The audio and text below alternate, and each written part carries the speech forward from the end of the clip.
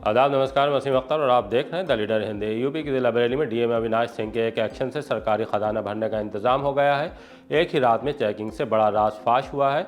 वो ये कि उत्तराखंड बॉर्डर से बगैर स्टेट पास के रेता बजरी के डंपर बरेली की सीमा में घुस आ रहे हैं। ऐसे 22 डंपर पकड़ लिए गए हैं, जिनसे 10 लाख तो खान विभाग वसूलेगा और ओवरलोडिंग पर आरटीओ भी एक्शन लेने जा रहा है। टैक्स चोरी की इस मोटी कमाई में गैंग के सक्रिय होने के संकेत मिले हैं। आंवला से लव जिहाद का शोर उठा है तो मौलाना तौकीर रज़ा खान पर एक और चार्जशीट फाइल हो गई है। बड़े मदरसे के मुफ्ती का बेटा दावत वलीमा से लापता हो गया है। डॉक्टर के क्लिनिक पर हमला बोलकर तोड़फोड़ कर दी गई है। रास्ते में सड़क पर कार खड़ी करने पर मोहल्लेदार आपस में भिड़ गए हैं। मामला पुलिस तक पहुंचा है। 14 साल की लड़की को भगा कर ले जाने वाला युवक ताउम्र सलाखों में रहेगा। खबरें और भी हैं, आइए आपको सभी से रूबरू कराते हैं। डीएम ने एक दिन में भर दिया सरकारी खजाना।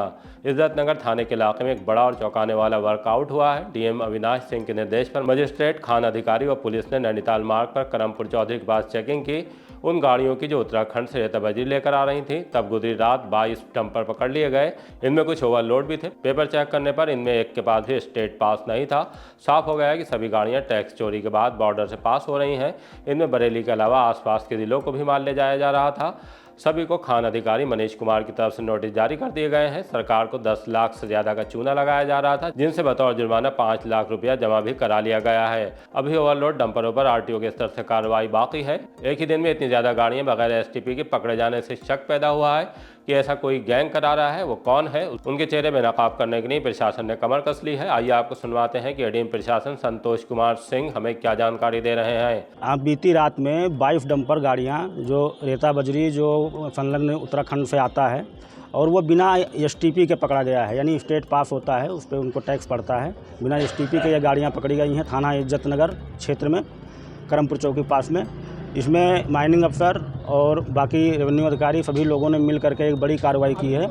इन सभी गाड़ियों को इज्जतनगर में सीज कर रखा गया है। इन पर जो भी जुर्माना होगा और अगर ओवरलोडिंग होगी तो उसमें आरटीओ की कार्रवाई होगी। इस तरह की छापेमारी के लिए जिलाधिकारी महोदय ने जो हमारे बॉर्डर इलाके हैं उनमें 24 घंटे के हिसाब से रोस्टर ड्यूटी लगा करके मजिस्ट्रेट और पुलिस अधिकारी, माइनिंग के अफसर, अन्य अधिकारियों की ड्यूटी लगा रखी है। उसी के तहत ये कार्रवाई की जा रही है। इधर ओवरलोडिंग की भी कई शिकायतें थी, साथ ही तमाम खनन की भी शिकायतें हैं, तो इन पर एक बड़ी कार्रवाई की जा रही है और हम ऐसी कार्रवाई लगातार करते रहेंगे। सर, क्या लगता है पर्दे के पीछे कोई गैंग है जो इतनी लंबे समय से उत्तराखंड से गाड़ियाँ ला रहा है, पास कराने का ठेका लेता है? कुछ लोग भी पकड़े गए हैं?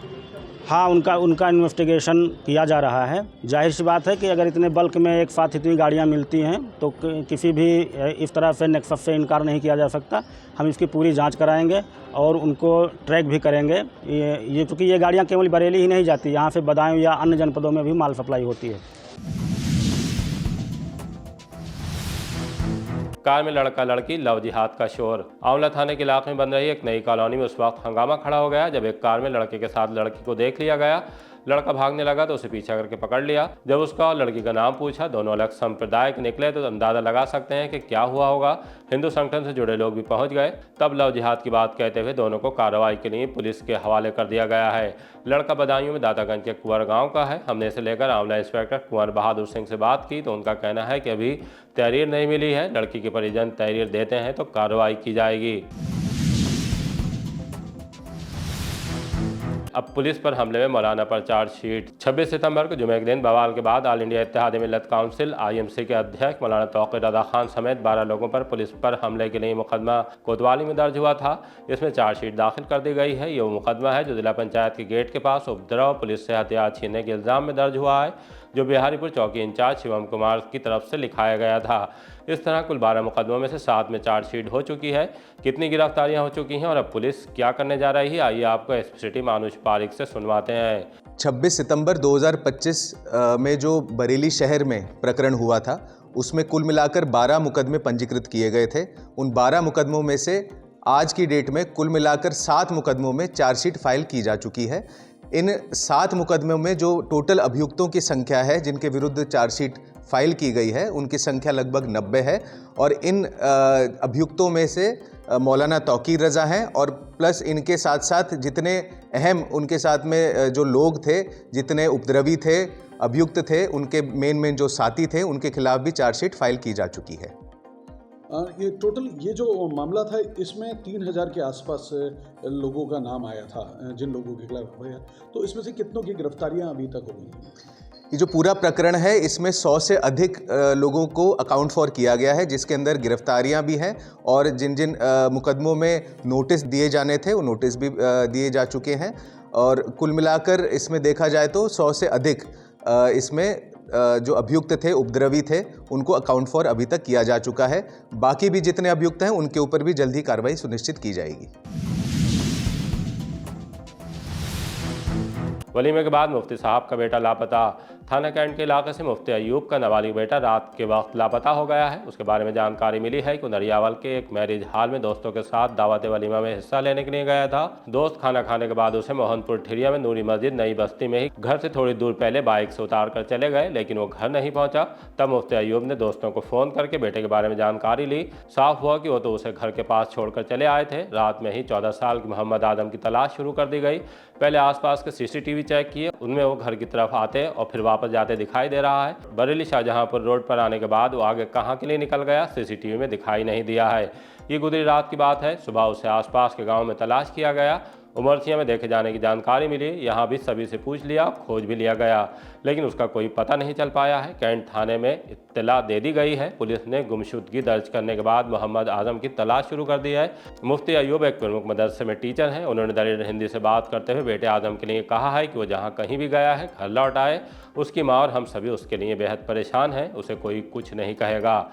आजम के बारे में ये भी जानकारी मिली है कि ठिरिया के ही साबरी पब्लिक स्कूल में 9वीं क्लास का स्टूडेंट है। द लीडर हिंदी भी अपने देखने वालों से गुजारिश करता है कि कहीं आजम दिखाई दे तो हमें या फिर मुफ्ती अयूब साहब के मोबाइल नंबर 9719530781 पर इत्तला ज़रूर दें।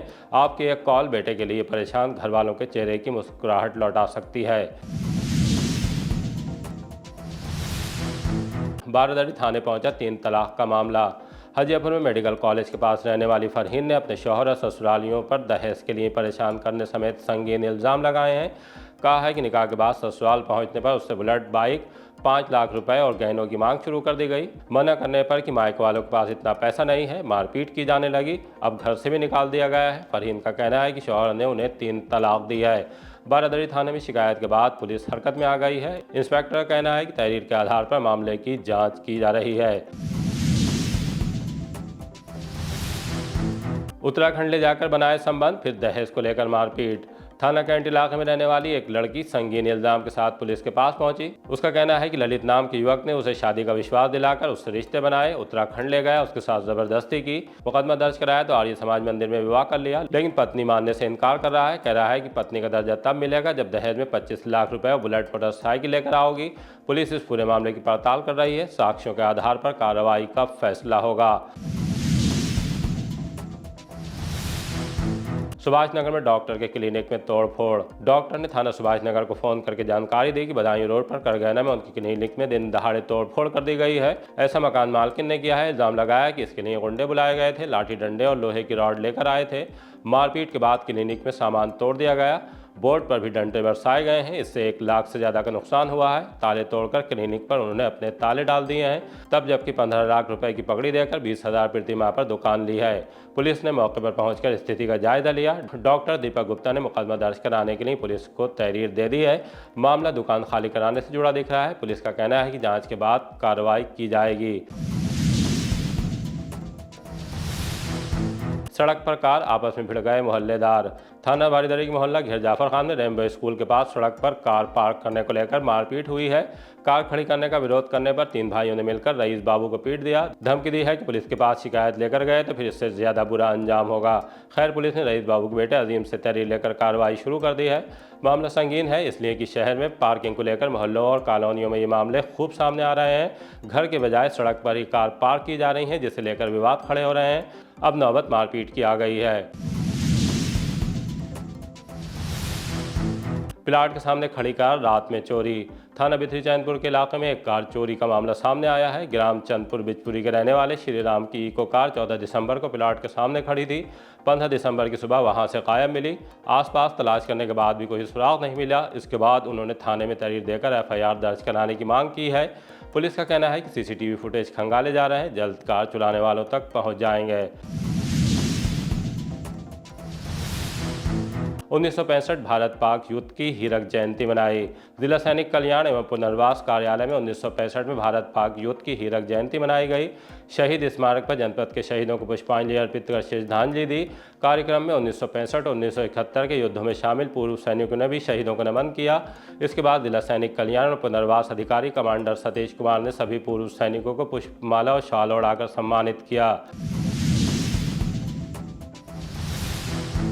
रुहेलखंड विश्वविद्यालय के छात्रों ने जीते 7 पुरस्कार। युवा कल्याण एवं प्रांतीय रक्षक दल विभाग का जनपद स्तरीय युवा उत्सव एवं विज्ञान मेला 2025 में रुहेलखंड विश्वविद्यालय के छात्रों ने उत्कृष्ट प्रदर्शन कर 7 पुरस्कार जीते हैं। इस वर्ष के युवा उत्सव का विषय था विकसित भारत @ 2047, जिसमें पेंटिंग, कहानी लेखन, कविता लेखन, डिक्लेमेशन, मेला प्रदर्शनी, लोक नृत्य और लोकगीत जैसी प्रतियोगिताएं आयोजित की गईं। भाषण प्रतियोगिता में अनुराग गुप्ता ने प्रथम, दीपांशुदीप ने द्वितीय और सुनैना सक्सेना ने तृतीय स्थान हासिल किया। स्वरचित कविता लेखन में सुधांशु गंगवार प्रथम एवं दीपांशुदीप तृतीय स्थान पर रहे। कहानी लेखन में सिमी पाठक ने द्वितीय और सौम्या गंगवार ने तृतीय स्थान हासिल किया। विश्वविद्यालय कुलपति प्रोफेसर PK सिंह ने विद्यार्थियों को बधाई दी है। मुख्य अतिथि के रूप में बिथी चैनपुर के विधायक डॉक्टर राघवेंद्र शर्मा ने हिस्सा लिया। कानपुर से जीतकर लौटी बरेली पुलिस की क्रिकेट टीम। कमिश्नरेट कानपुर में आयोजित 26वीं उत्तर प्रदेश पुलिस वार्षिक क्रिकेट प्रतियोगिता 2025 में बरेली जोन की क्रिकेट टीम ने शानदार प्रदर्शन करते हुए खिताब अपने नाम कर लिया। फाइनल में मेरठ जोन से मुकाबला हुआ। मेरठ ने पहले बल्लेबाजी करते हुए 166 रन बनाए। जवाब में बरेली जोन की टीम ने 18-5 ओवर में ही लक्ष्य हासिल कर लिया। इस जीत पर ADG जोन रमित शर्मा ने खिलाड़ियों को शील्ड और मेडल देकर बधाई दी। प्रतियोगिता में व्यक्तिगत तौर पर उत्कृष्ट प्रदर्शन करने वाले खिलाड़ियों को भी सम्मानित किया गया। कूच बिहार ट्रॉफी अंडर-19 के मैच का आगाज। DIG अजय कुमार सानी ने श्री राम मूर्ति स्मारक क्रिकेट स्टेडियम भोजीपुरा में उत्तर प्रदेश और बंगाल की टीमों के बीच आयोजित Cooch Behar trophy under nineteen cricket match का आगाज कराया। वो इस मौके पर मुख्य अतिथि के रूप में हिस्सा लेने के लिए पहुंचे थे। DIG ने दोनों टीमों के खिलाड़ियों से परिचय प्राप्त कर उनका उत्साहवर्धन किया और बेहतर खेल भावना के साथ प्रदर्शन करने के लिए शुभकामनाएं दी। नाबालिग से दरिंदगी में उम्र कैद की सजा। नाबालिग को बैला फुसलाकर ले जाने और फिर उससे दरिंदगी करने से जुड़े मामले में सजा सुनाई गई है। पाक्सो कोर्ट ने आमिर हुसैन को दोषी ठहराया। कोर्ट ने उस पर आजीवन कारावास की सजा के साथ 27,000 रुपए का अर्थदंड लगाया है। अर्थदंड नहीं भरने पर अतिरिक्त 6 माह की सजा भुगतनी होगी। पुलिस ने इस मामले में ऑपरेशन कन्विक्शन के तहत कोर्ट में प्रभावी पैरवी की। रिकवरी एजेंट बनकर धोखाधड़ी करने में 2 गिरफ्तार। सिरौली पुलिस ने उन 2 लोगों को गिरफ्तार कर लिया है जिनके खिलाफ रिकवरी एजेंट बनकर धोखाधड़ी करने का मुकदमा दर्ज कराया गया था। मोहल्ला काजी टोला के रहने वाले ऐनुल अलवी का कहना था कि 5 लोगों ने धोखाधड़ी की और जान से मारने की धमकी दी है। पुलिस ने इनमें से कुलदीप निवासी मिलक रामपुर और आंवला में किटौना के रहने वाले ओम प्रकाश को गिरफ्तार कर लिया है। उधर हाफिजगंज पुलिस ने ग्राम मुल्लापुर के रहने वाले इसराइल को 315 बोर के तमंचे और 2 कारतूस के साथ गिरफ्तार किया है। उस पर आर्म्स एक्ट का 1 मुकदमा पहले से दर्ज है। अब चलते चलते आपको शहर में रात का नज़ारा दिखाते हैं। किस तरह कोहरे ने फिजा को आगोश में ले रखा है। सड़कों पर आवाजाही बेहद कम है। इस गुजारिश के साथ कि अगर सड़क पर है तो अपने और दूसरों का ख्याल रखें। गाड़ी चला रहे हैं तो स्पीड कंट्रोल में रहनी चाहिए। अब आपसे विदा लेते हैं।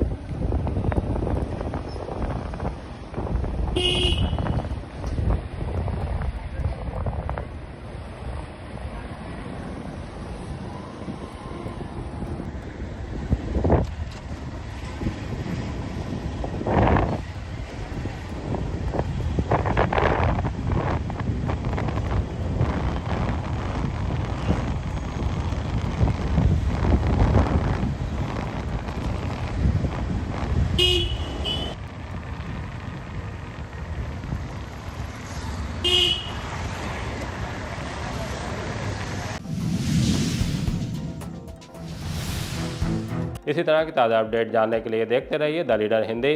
विदा लेने से पहले हमारी आपसे गुजारिश है कि हमारी रिपोर्टिंग पसंद आ रही तो खबरों को शेयर कीजिए और हमारे चैनल को सब्सक्राइब करके हमारा हौसला ज़रूर बढ़ाइए।